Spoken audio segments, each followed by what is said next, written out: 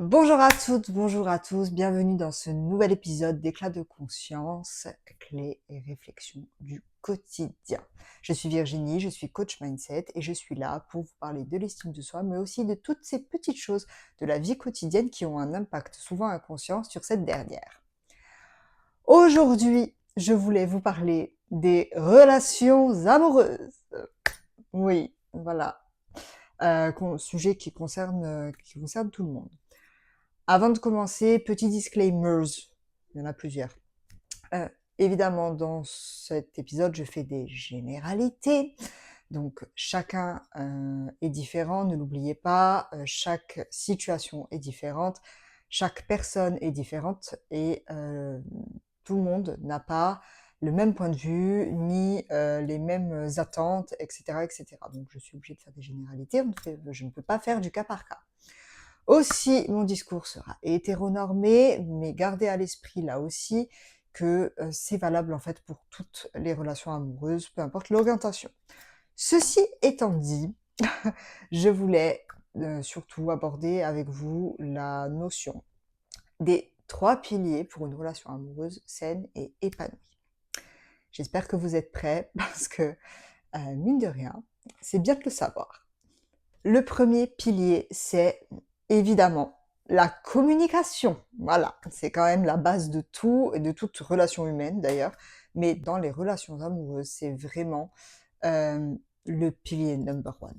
Voilà, la communication, c'est quelque chose qui est très important afin justement de garder un équilibre, mais aussi tout ce qui va être la confiance, ce genre de choses. Sans ça, ça peut pas fonctionner. D'accord. La communication, c'est pas seulement dire, c'est aussi écouter. C'est vraiment fait de ces deux choses. Effectivement, s'exprimer, peu importe le moyen, mais aussi d'écouter et de savoir écouter. Ça reste quand même la base. Je sais, je me répète, mais c'est la base. Voilà. Une communication qui est bien présente, bah forcément, ça assainit la relation. Ok. On n'est pas censé avoir peur de parler, on n'est pas censé avoir peur de communiquer avec la personne avec qui on est en couple. Normalement, il y a un rapport de confiance. On n'est pas censé se sentir menacé d'une quelconque manière que ce soit. Parce qu'en théorie, le couple, c'est une équipe. On n'est pas censé voir l'autre comme notre ennemi. Ou il n'est pas censé nous faire sentir non plus comme étant un ennemi. On n'est pas censé se traiter comme des ennemis. On est censé se traiter comme des coéquipiers. Voilà. N'est-ce pas? Donc la communication, très importante. Évidemment, ça veut dire que c'est une communication qui est vraie, qui est sincère et qui est saine.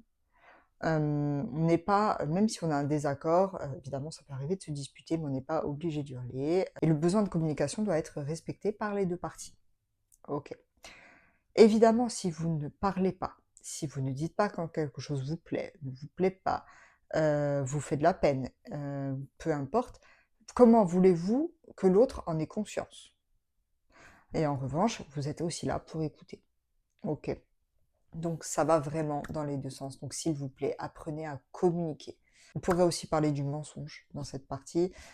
Évidemment, même des petits mensonges de rien du tout, vous vous doutez bien que ça met à mal la confiance que la personne place en vous. Et souvent, ça va être, enfin, ce qu'on va se dire, c'est si la personne me ment pour des si petites choses, et souvent c'est pendant la période de séduction, hein, quand on se contorsionne pour être sûr de plaire à l'autre et penser coller à ce que la personne attend ou souhaite entendre, mais forcément, ça peut créer des disputes même plus tard sur le long terme. Donc, s'il vous plaît, soyez authentique, arrêtez de vous contorsionner, et de toute façon, si la personne n'est pas capable de voir votre valeur et est obligée d'user de stratagèmes pour pouvoir vous séduire, ou si vous êtes obligé d'utiliser aussi des stratagèmes pour pouvoir lui plaire, à un moment donné, forcément, ça va pas aller bien, puisque vous vous mettez en couple avec une vision biaisée de l'autre, ou alors vous lui servez une vision biaisée de qui vous êtes vraiment. L'authenticité, ça reste vraiment un pilier dans la communication, ça reste vraiment très important. Donc, je vous invite à communiquer au maximum. Évidemment, la communication, ça s'adapte, personne ne communique de la même manière. Apprenez de l'autre, demandez-lui, posez des questions, soyez curieux, intéressez-vous si vous voulez vraiment que ça marche. Le but, c'est de faire en sorte que la communication soit la plus fluide possible. Et pour ça, eh bien, il est nécessaire, enfin, qu'on le veuille ou non, de savoir et d'apprendre comment l'autre communique. Et pour pouvoir communiquer correctement, eh bien, il suffit de vous y intéresser. Ouais, c'est pas toujours évident. Le deuxième pilier, c'est la tendresse slash tout ce qui est vie sexuelle. Alors, petit disclaimer là aussi, la vie sexuelle, même si c'est exactement le même pilier, est effectivement importante dans un couple. Cependant, et là je tiens vraiment, vraiment, vraiment, vraiment à insister sur ce point-là, vous n'avez pas à forcer ou à vous sentir forcé. Ok. La vie sexuelle est importante, oui, mais il y a mille et une manières de vivre sa vie sexuelle. Cependant, le consentement, je rappelle, doit toujours être donné. D'accord? Parce que enfin, si vous ne respectez pas le consentement de la personne, c'est que littéralement, vous ne l'aimez pas. Ou alors vous n'avez pas de tendresse ni d'affection. Le consentement doit toujours être respecté par les deux parties. J'insiste, les deux parties. Donc, oui, c'est important. Donc la tendresse au même niveau, hein, parce que la tendresse, c'est quelque chose, ça reste quand même un réel ciment dans les relations amoureuses. Donc s'il vous plaît, voilà, ayez toujours un maximum de respect pour les limites de la personne, ne n'imposez rien.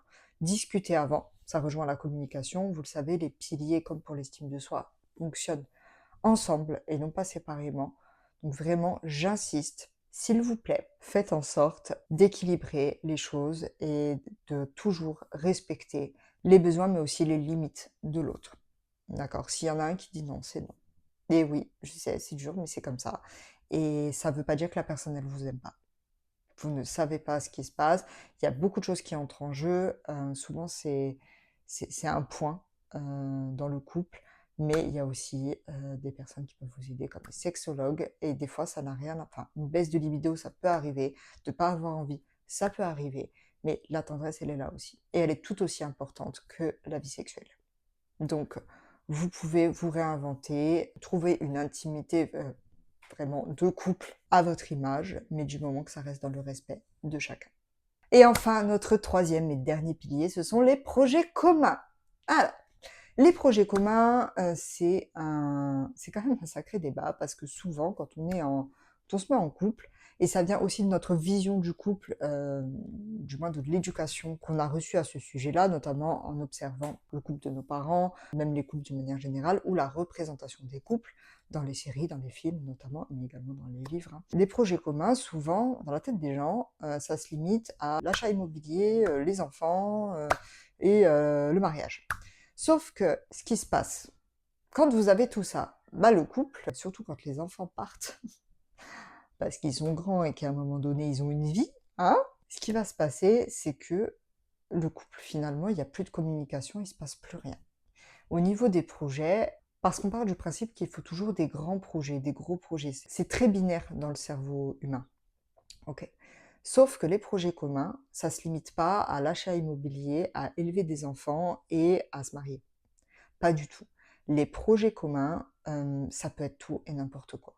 Ça peut être le week-end prochain, s'organiser un petit programme tous les deux. Ça peut être un voyage. Ça peut être la rénovation d'un mur. Ça peut être repeindre, je sais pas, une pièce. Ça peut être tout et n'importe quoi. Mais les projets communs, en fait, ça entretient un peu le team building.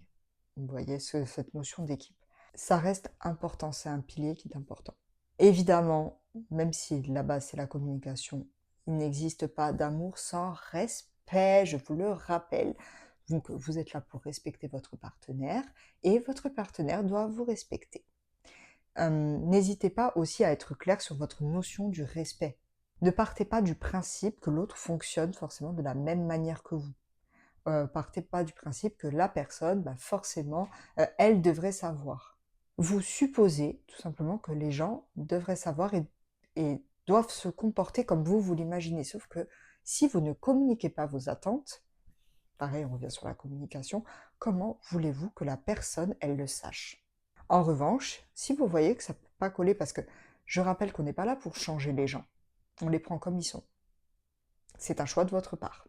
Lorsque vous vous mettez en couple avec quelqu'un, C'est pour ça, restez authentique s'il vous plaît, parce que quand la personne vous choisit, elle doit elle aussi savoir à qui elle a affaire, tout comme vous, c'est votre droit. On n'est pas là pour changer les gens. Les gens ne changent que s'ils en ont envie, d'accord? Et la seule motivation, ça elle viendra d'eux-mêmes. Donc s'il vous plaît, faites vraiment un point sur ces 3 piliers, donc la communication, la tendresse slash vie sexuelle, même pilier, mais les 2 sont importants, je le rappelle, et évidemment les projets communs. Faites un petit point, ce sera déjà un bon point de départ. Et s'il vous plaît, arrêtez de voir l'autre comme votre ennemi. Si vous le considérez comme tel, c'est qu'il y a eu quelque chose qui ne va vraiment pas, ou ça va vraiment pas dans votre couple, et à ce moment-là, c'est à vous de prendre les décisions qui s'imposent, selon vous. Mais vraiment, une relation saine et épanouissante s'appuie sur ces 3 piliers, en grande partie. Évidemment, là, c'est un vaste sujet, je ne parle que des 3 piliers, c'est assez généraliste, mais vraiment, concentrez-vous là-dessus. Parce que le couple, faut pas oublier que c'est un travail de tous les jours. C'est quelque chose qui demande un entretien des 2 parties. C'est pas censé être unilatéral. Mais de la même manière, peut-être que vous, vous entretenez cette relation d'une certaine façon et votre partenaire d'une autre. Et il est beaucoup plus confortable d'en avoir conscience et de savoir de comment l'autre agit pour entretenir justement cette relation. Même si ça peut tomber sous le sens pour beaucoup d'entre nous, eh bien en réalité, il ne faut pas oublier qu'en théorie, on le sait, mais en pratique, c'est vachement plus dur. Donc si vous êtes en couple, je vous invite vraiment à faire le point. Si vous êtes célibataire, n'hésitez pas là aussi à faire le point par rapport à vos expériences passées, mais aussi par rapport à ce que vous voulez concernant vos expériences futures. On reviendra évidemment sur le sujet des relations amoureuses, je pense, parce qu'il y a tellement à dire, ça a tellement d'impact sur notre estime, il y a tellement de choses. C'est un vaste sujet qui concerne vraiment tout le monde.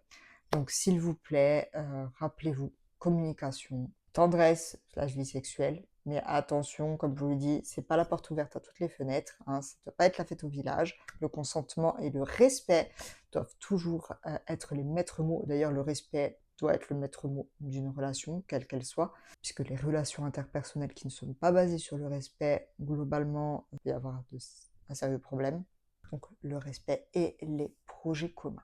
Cet épisode touche à sa fin, j'espère que ce dernier vous aura plu et vous aura apporté quelques clés afin de mieux comprendre vos relations amoureuses et de vous permettre que ces dernières soient encore plus épanouissantes.